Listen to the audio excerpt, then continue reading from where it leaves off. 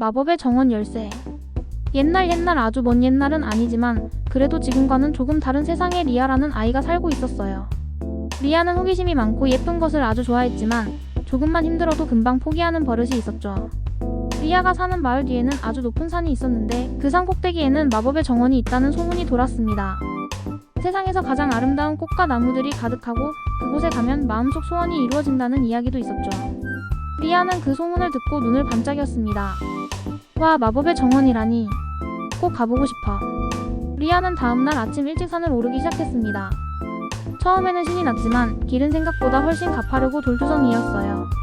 조금 오르자 숨이 차고 다리가 아파왔습니다. 에이, 너무 힘들어. 마법의 정원이고 뭐고 그냥 내려갈래. 리아는 투덜거리며 산을 내려왔습니다. 마을로 돌아온 리아는 사람들이 각자 자기 일을 열심히 하는 모습을 보았습니다. 어떤 아저씨는 무거운 물통을 나르느라 땀을 뻘뻘 흘리고 있었고 어떤 아주머니는 부서진 울타리를 고치느라 손에 상처가 났더군요. 그런데 신기한 것은 힘들어 보이는 와중에도 서로를 돕는 모습이었습니다. 물통을 함께 들어주거나 울타리 고치는 것을 거들어주는 식이었죠. 리아는 집으로 돌아와 할아버지께 마법의 정원 이야기를 했습니다. 할아버지, 산꼭대기 마법의 정원에 가고 싶었는데 너무 힘들어서 포기했어요. 할아버지는 리아의 이야기를 가만히 들으시더니 빙긋 웃으셨습니다. 리아야, 마법의 정원은 꼭 산꼭대기에만 있는 것은 아니란다. 그리고 정원에 가는 길은 때로는 힘들 수도 있지. 하지만 그 길에서 무엇을 배우고 느끼느냐가 더 중요하단다. 그러시면서 할아버지는 리아에게 작고 평범해 보이는 낡은 열쇠 하나를 건네주셨습니다. 이것은 내 마법의 정원으로 가는 열쇠란다. 리아는 고개를 갸웃거렸습니다. 이게 마법의 정원 열쇠라고? 아무것도 없어 보이는데. 하지만 할아버지의 눈빛이 진지해서 리아는 열쇠를 소중히 주머니에 넣었습니다. 다음날 리아는 다시 산에 오르기로 결심했습니다. 이번에는 마법의 정원에 꼭 가겠다는 생각보다는 그냥 한 걸음 한 걸음 걸어보자는 마음으로 나섰죠. 길은 여전히 가파르고 힘들었지만 리아는 숨이 차오를 때마다 괜찮아, 한 걸음만 더 하고 스스로에게 말했습니다. 산을 오르던 중 리아는 길가에 앉아 힘들어하는 할머니 한 분을 만났습니다. 할머니는 무거운 짐을 들고 가시다가 잠시 쉬고 계셨죠. 리아는 망설이다가 다가가 물었습니다. 할머니, 제가 짐 드는 것 좀 도와드릴까요? 할머니는 환하게 웃으시며 고맙다고 하셨습니다. 리아는 할머니의 짐을 나누어 들고 한참을 함께 걸었습니다. 할머니는 리아에게 옛날 이야기도 들려주시고 산길을 오르는 지혜로운 방법도 알려주셨죠. 할머니와 헤어지고 다시 혼자 걷는데 아까보다 몸은 조금 힘들었지만 마음은 훨씬 가벼웠습니다.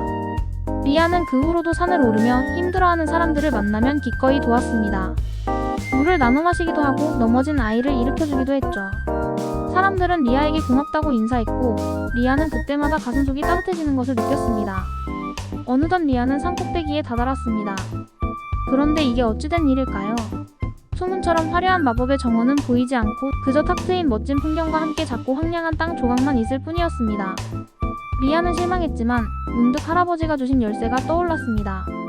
리아는 열쇠를 꺼내 황량한 땅에 대보았습니다. 열쇠가 물리적으로 무엇인가를 열지는 않았지만 리아는 마음속에서 무언가 딸깍하고 열리는 느낌을 받았습니다.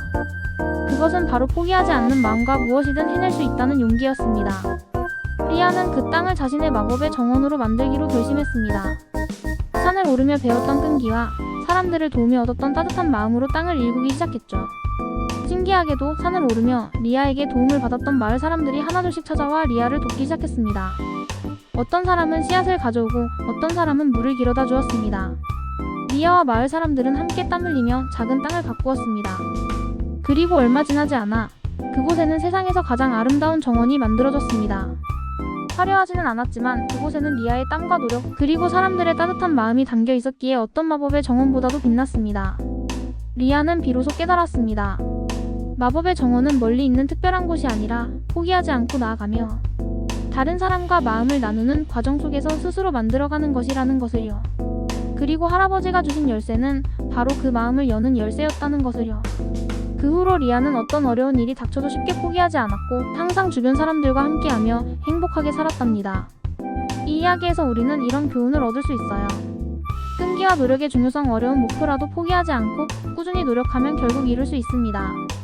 나눔과 협력의 가치, 혼자서는 힘들 일도 서로 돕고 마음을 나누면 훨씬 쉬워지고 그 과정에서 더 큰 행복을 느낄 수 있습니다.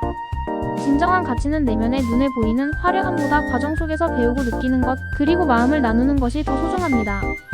리아처럼 여러분도 마음속 마법의 정원을 가꾸는 멋진 여정을 시작해보시는 건 어떨까요?